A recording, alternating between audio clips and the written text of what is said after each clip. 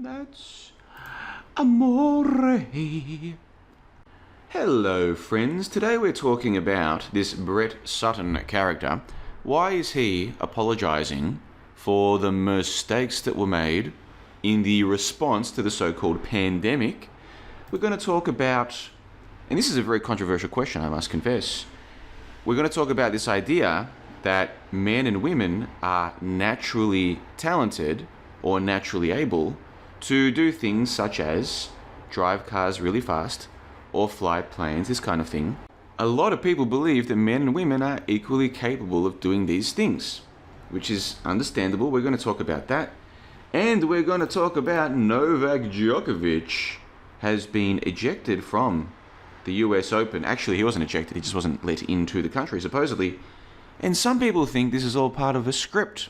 They think that Novak is just playing his role in the script, like someone has told him, hey bro, check it out, right? You're not going to be welcome at the US Open because of your anti-jibby jab opinions, but don't worry about it. It's all part of a script.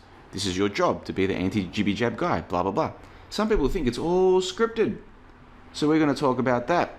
And why are we talking about these things? Well, in the info box below, in the show notes below, you're going to find my latest JLB member Discord call. Well, not just me, a whole bunch of people were on the call. Angus, AP, Fung, Hilly, Kenna, Matty V.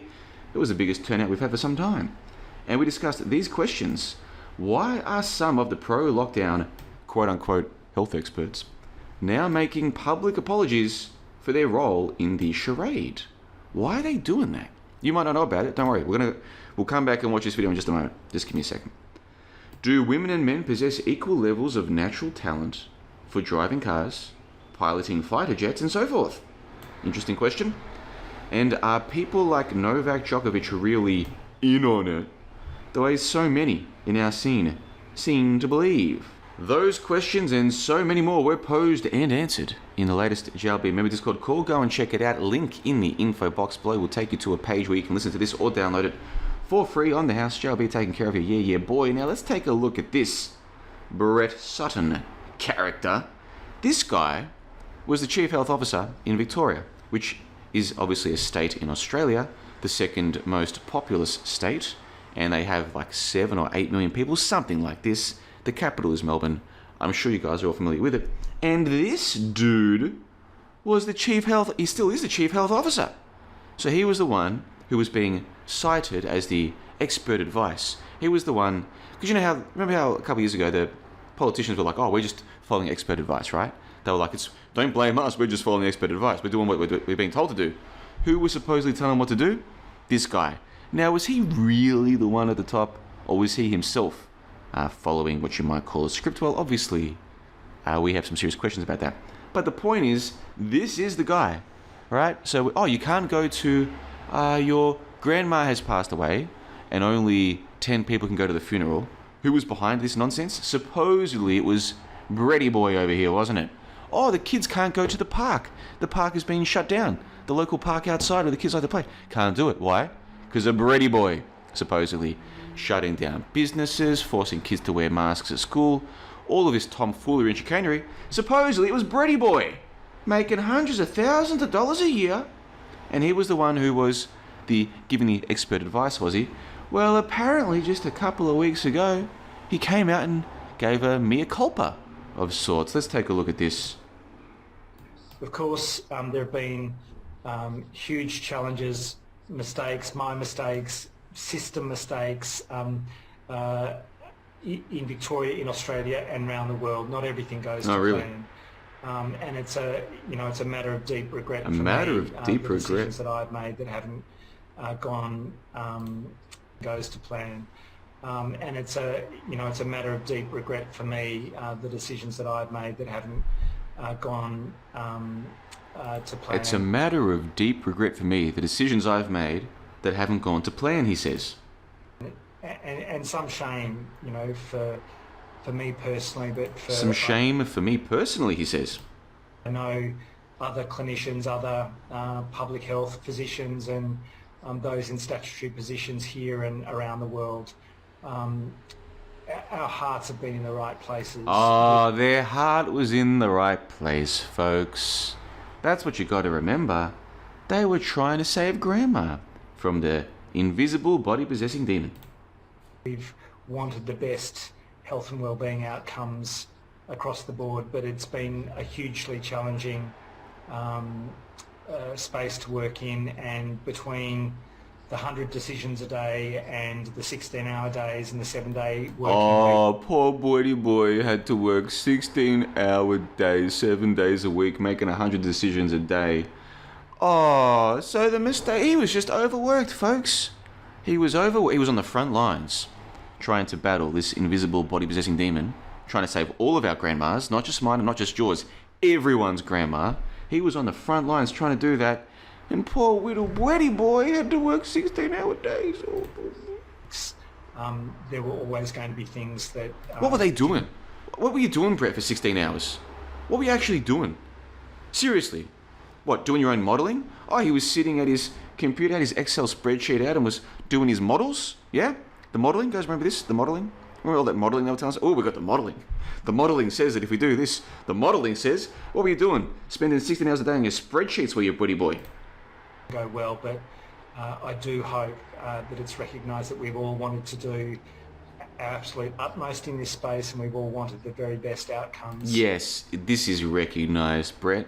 All of those things that you did, such as banning people from their own frickin' family funerals, banning kids from parks, forcing kids to wear masks at school, this Orwellian horse shit. Yes, we know that your heart was in the right place, buddy boy. Here and around the world. But it's important to get those lessons from the pandemic. Oh, they've learned their lessons, folks. So we've made mistakes. We regret them. We're ashamed. It's a deep personal regret. But bear in mind that we were trying our best, and we were working 16-hour days, making 100 decisions a day, and we've learned our what a mea culpa. You couldn't have scripted this better. Important Credit where it's due. This guy's intelligent. You've got to give him that. Deeply reflect on what it's taught us, and to be different and better and wiser for it. Oh, it's all in the past now, guys. Time to move on. So my question for you folks, why is he doing this? Melbourne, which is the capital of Victoria, which is where this guy is the Chief Health Officer, Melbourne was arguably one of the most, how do we say this? As far as the corona nonsense went, Melbourne was at the top of it for much of the 2 years of the quote-unquote pandemic. So this guy is one of the, as far as the metascript, shall we call it, this guy is one of the most important quote-unquote experts in the whole charade. So why is he coming out and offering this mea culpa, this apology? Why is Pretty Boy doing that? I want you to tell me in the comment section below. We discuss this question and many more for the latest JB member Discord call. Why are some of the pro-lockdown health experts now making public apologies for their role in this charade? Yes, why? I've got my theories, guys, and you will hear my theories if you follow that link to the latest member Discord call, link in the info box below. I want your opinions in the info box below, in the show notes below, in the comment section below is what I'm trying to say. Goodness gracious me. Now, Cara Holtgreen. This is a very sad story, guys. And dear Dave J, if you see this, God love you, God bless you. Please do not pin this to my soul that I am bringing death into the room. But we must discuss this. This is Cara Holtgreen. Take a look at this, folks. There's no audio, apparently. So it says, on October 25, 1994, this lady, Cara Holtgreen, found herself overshooting the center line and attempted to correct her approach by yawing the aircraft. So in other words, she's trying to land on a aircraft carrier. She's in the US military, and this is 30 years ago, thereabouts, and she's trying to land on the aircraft carrier, but it doesn't, something goes wrong. The left-hand engine suffers a compressor stall and lost power. She aborts landing and selects... Oh, let's just go back a little second. What's the point of putting this on the screen if you can't read? She aborts landing and selects full afterburner on the right engine. The situation gets worse. This, combined with a high angle of attack, so I guess her plane was aimed upwards too much, if I can put it like that, caused an unrecoverable approach turn stall and a rapid wing drop to the left. Oh dear. Uh-oh. Shit. The other officer in the plane initiated ejection as soon as it was apparent that the aircraft was becoming uncontrollable. Straight into the drink. First, in the automated ejection sequence, the other dude in the plane survived. However, by the time that this lady's seat had fired, which was just half a second later, the plane had rolled past the horizontal. In other words, she's shot straight into the drink. She was ejected into the water downwards and was killed instantly.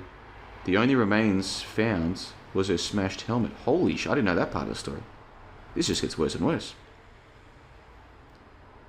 On November 12, which was 19 days after the crash, the Navy recovered her and her body, still strapped into her ejection seat. It's a very sad story, folks. Very sad story. Damn. This is the plane, I guess. Straight into the drink. Not good at all. As AP said on the call, may God rest her soul if this is indeed a true story, which it might not be, we don't know. So we discussed, do women and men possess equal levels of natural talent for driving cars, piloting fighter jets, and so forth? Now, if you're sitting there thinking, oh, JLB, are you going to use one crash from one woman in the military to prove they can't fly planes? No. No. That's what I'm doing at all. Go and listen to the call and you'll see what I'm talking about. This is an important question, though. Why do so many young people seem to think that men and women are the same? Is it because they have been brainwashed? I'm just putting it out there. All right, now last thing. Novak Djokovic was ejected from the US Open a couple of years ago because he hit a ball and the ball hit the lady. And she went down like a sack of spuds. And then the umpire, the referee of the game, said, listen, bro, we don't like your type around here. You're not welcome in this tournament anymore. And Novak was like, bro, I am the tournament. I'm the biggest star here. You know, Federer's retired. Nadal has, he's got a good following as well. But let's be honest, I'm the main man. You can't kick me out. And the ref's like, well, guess what? That's exactly what I'm doing. And Novak was like, all right, I guess I have to literally pack my bags and get out of here. That's what he did. Now, he's just recently been told, you can't come to America, bro. You're not getting the jibby jab. Forget about it. And Novak's like, do you know who you're talking to right now? I'm Novak Djokovic. They're like, yeah, you're the guy we want to tell you can't come. And Novak's like, okay, I guess I can't come. Now, here's what gets me. When he hit the ball into the lady, on the shot clock, on the speedo, the speedometer, the gun, the speed gun, yeah, it said 113. 113. Now, some of you are like, JLB, so what? Whereas some of you are like, oh, yes, I remember. Very peculiar, because, of course, our mate Tedros at the World Health Organization, he said that this pandemic can be characterized as a pandemic on March 11, 2020, 3/11. Yeah, boy, shit. That was a 3/11 right in your face. And when the Novaks hit the ball into the lady, and she went down like she'd been given a Mike Tyson right hand straight to the solar plexus, there was a 113 on the shot clock. Some of you are like, Joey, are you okay? I think you've lost your mind. Maybe I have. Or maybe I haven't. What I want you to do is go to the link in the info box below where we discuss, are people like Novak Djokovic really in on it the way that so many people now seem to believe? There are some people out there, I could name them, but I won't. Out of respect, out of courtesy, out of etiquette. The etiquette of the truth scene. No need to call folks out when you disagree with them. But there are some folks in our scene, they'll tell you, oh, it's all scripted, Novak's in on it. I'm like, what the hell are you talking about? What the hell are you talking about? These people, I think they've lost their minds, personally. And I think they're never, ever coming back. Like the folks who got too sucked into the Flat Earth Clues, Part 1, Empty Theater. You know, the people like went too far with the Flat Earth stuff, they never came back. A lot of them. We lost a lot of good people in the 2015, 2016 Flat Earth nonsense, didn't we? Goodness gracious. And then some people who have like gone too far with the TR4NS agenda. He's a woman, she's a man, blah, blah, blah. Some people are never coming back, man. It's a sad state of affairs, Jerry. But here's the thing. You can go right now to the link in the info box below and check out the latest member Discord call here at johnlebon.com. Yeah, boy. Recorded 27 August and published a couple of days later. Available to you right now. I sent it to the mailing list a couple of days ago. There's a free JLB mailing list. They got first access. Oh, of course, the members get first access. Then the mailing list. And now you here. my friends on YouTube. Yeah, boy. So let me know. Why is Brett doing this? Why is little wedding boy? Oh, he had 16-hour days and I was busy doing Excel. I was doing the modelings, folks, for 16 hours a day. Oh, give me a break, wedding boy. I tell you what. Listen. I'm not an angry person. I'm not a violent person. I'm not one of these people who thinks bad thoughts about folks. I try not to anyhow. But this guy, it's really Keck is testing my faith here. I want to wish the best for everybody, even people I don't like. I just want people to be happy, and I just want to be happy. I don't wish bad things for anybody. But people like this guy really test my faith. The last couple of years has really tested my faith. I have to tell you this. Poor Cara Holgreen, may God rest her soul. Was this a real story? What do you think about it? Can women and men drive cars the same? Can they fly planes the same? What do you think about all of this? And Novak, not allowed into the US Open. Is it all part of a script, or is he just a well-meaning tennis-playing millionaire who doesn't want to get the jibby jabs and doesn't want to pretend he got the jibby jabs? I want your opinions in the comment section below. Check that link. Go and check out the latest member Discord call at johnlebon.com, Season 3, Episode 20. And until next time, have yourselves a fantastic day wherever you are, really. I feel blessed. It's another sunny day here in beautiful Plovdiv, Bulgaria. And it's still summertime here. And the weather is good, the food is good, the drinks are good, lots of things are good. Shamona. Can you sing? Are you guys good singers? I love singing. What day is it today? Is today Wednesday? Ooh, karaoke's tomorrow.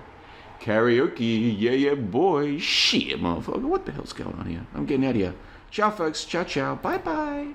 Bye-bye. With regard to nobody died, nobody got hurt in these wars. How dare you!